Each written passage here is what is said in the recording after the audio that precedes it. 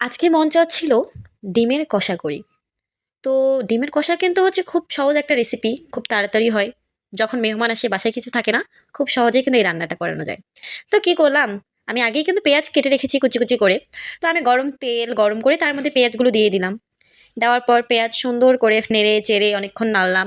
তারপর কিছুক্ষণ পর যখন পেঁয়াজগুলো একটু লাল, লাল হয়ে গেল, তখন আমি আমার আগে থেকে কেটে রাখা কাঁচামরিচ দিয়ে দিলাম। কাঁচামরিচ দেওয়ার পর আমি হচ্ছে কাঁচামরিচ পেঁয়াজগুলো দুটোই আবার একসাথে অনেকক্ষণ একটু ভাজলাম। ভাজার পর যখন একটু আরেকটু লাল লাল কালার চলে আসলো, আমি তার মধ্যে আমার পরিমাণ মতো স্বাদ মতো লবণ দিয়ে দিলাম। তারপরে হলুদ দিয়ে দিলাম। দেওয়ার পর আমার হচ্ছে একটু কষায় আমি সেখানে একটু পরিমাণ মতো পানি দিয়ে দিলাম। পানিটা দিয়ে আমি আমার পেঁয়াজ মরিচ সিদ্ধ হওয়ার জন্য একটু নেড়ে চেড়ে নিলাম। যখন তার পানিগুলো কষিয়ে গেল, তখন আমি সেখানে আমি এখন আমার যে ডিম কষা দিব তার একটু পানি দিয়ে দিলাম।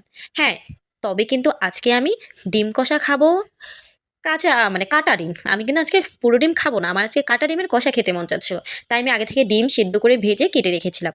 তা আমি সুন্দর করে আমার যে মেখে রাখা গ্রেভিগুলো আছে তার মধ্যে আমি ডিমগুলো দিয়ে দিলাম। দেওয়ার পর তা আমি সুন্দর করে নেড়ে চেড়ে নিলাম। নেড়ে চেড়ে নিয়ে সেখানে যে পানিটা শুকানোর পর আমি সেখানে একটু পরিমাণ মতো আমার যতটুকু প্রয়োজন ততটুকু স্বাদ মতো পানি দিয়ে দিলাম। দেওয়ার পর আমি সেগুলো একটু নেড়ে চেড়ে নিলাম।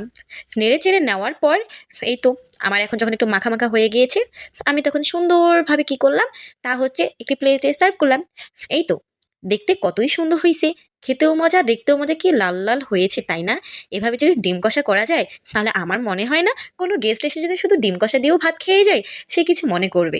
আর এরকম ডিম কষা দিয়ে প্রতিদিন তো এক থালি ভাত অনায়াসে খাওয়া যায়।